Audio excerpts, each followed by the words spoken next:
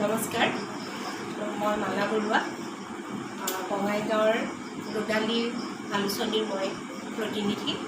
আজি মই আহিছোঁ বঙাইগাঁও চহৰৰ জিতেন্দ্ৰনাথ শৰ্মাদেৱৰ ঘৰলৈ, কাৰণ আজি তেখেতৰ সুপুত্ৰ মোৰ লগতহে আছে। আপোনালোকক চিনাকি কৰি দিছোঁ। তেওঁ হ'ল অনুভৱ কবি। তেওঁ আজি যি ৰিজাল্ট ওলাইছে, আমাৰ মেট্ৰিকৰ যি ৰিজাল্ট ওলাইছে, তেওঁ তাত শিক্ষাৰ্থীৰে উত্তীৰ্ণ হৈছে। গতিকে মই তেখেতক সম্বৰ্ধনা এটা দিবলৈ আহিছোঁ। মই ৰোডালীৰ নিয়মীয়া পঢ়ুৱৈ নিউ বঙাইগাঁৱৰ ৰাতুল চন্দ্ৰ বৰুৱাক এখন গামোচাৰে তেখেতক সম্বৰ্ধনা জনাবলৈ অনুৰোধ কৰিছোঁ। আৰু মই ৰোডালীৰ ফালৰ পৰা এখন শিশু কিশোৰৰ আলোচনী ৰোডালীৰ ফালৰ পৰা তেওঁক উপহাৰ দিছোঁ, আৰু তেওঁ মোৰ ফালৰ পৰা উপহাৰ দিছোঁ। মই আশা কৰিছোঁ আৰু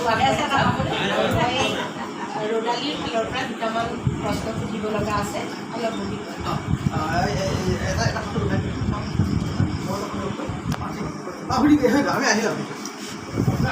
তোমাৰ নাম? তোমাৰ দেউতাৰ নাম? জিতেন্দ্ৰনাথ শৰ্মা। মাৰ নাম? তুমি কোন স্কুলৰ পৰা আজি এই শিক্ষাৰ্থীৰে উত্তীৰ্ণ হৈছা? মই বঙাইগাঁও HSLC ইংলিছ মিডিয়াম, কিন্তু বঙাইগাঁও আমাৰ যিহেতু মেনন স্কুল বুলি ক'লে সকলোৱে ভালদৰে চিনি পায়। আৰু আজি তুমি গোটেই অসমৰ ভিতৰত 30 স্থান দখল কৰিলা। দশম স্থান। গতিকে মই পুনৰবাৰ অভিনন্দন দিছোঁ। আৰু আমাৰ যিহেতু এই আলোচনীখন ৰোডালী আলোচনীখন শিশুৰৰ উপযোগী, গতিকে তোমাৰ নেক্সট প্ৰজন্ম, মানে তোমাৰ তলৰ ল'ৰা ছোৱালীখিনিৰ কাৰণে তুমি কি ক'বা? তেওঁলোকক কেনেকৈ উৎসাহ দিবা? এটাই কথা যে অকল পঢ়িলেই নহয়, এনেকুৱা নহয়, অকল পঢ়িব লাগিব। যিমান পঢ়ে যিখিনি পঢ়ে ভালদৰে পঢ়ক, আৰু লগতে এনজয়মেণ্ট আৰু ৰিফ্ৰেছমেণ্ট ল'বই লাগিব। অকল পঢ়ি থাকিলে যে হ'ব তেনেকুৱা নহয়, মাজতে ধৰি লওক পঢ়িবলৈও বৰ লাগি সকলোৰে। সেইকাৰণে যদি পঢ়ি বৰ লাগে, তেতিয়া সৰু সুৰা ৰিফ্ৰেছমেণ্ট হয়। সেনেকৈ যদি ভালদৰে মন দি পঢ়ে, তাতে নিশ্চয় সফলতা লাভ কৰিব। ধন্যবাদ।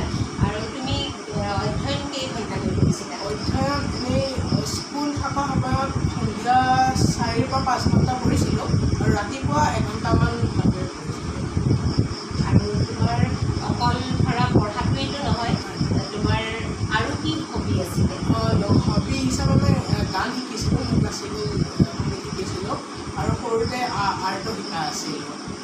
আৰু এটা তোমাক প্ৰশ্ন, বেছি সময় নলওঁ তোমাৰ, কাৰণ আজি বহুত অভ্যাগত আহি আছে। গতিকে তুমি কি হ'ব খোজা? মই আগলৈ সুচিকিৎসক হ'ব বিচাৰোঁ। এতিয়া তুমি ক'ত পঢ়িবা? এতিয়া মই HSLC মই কটন ইউনিভাৰ্চিটি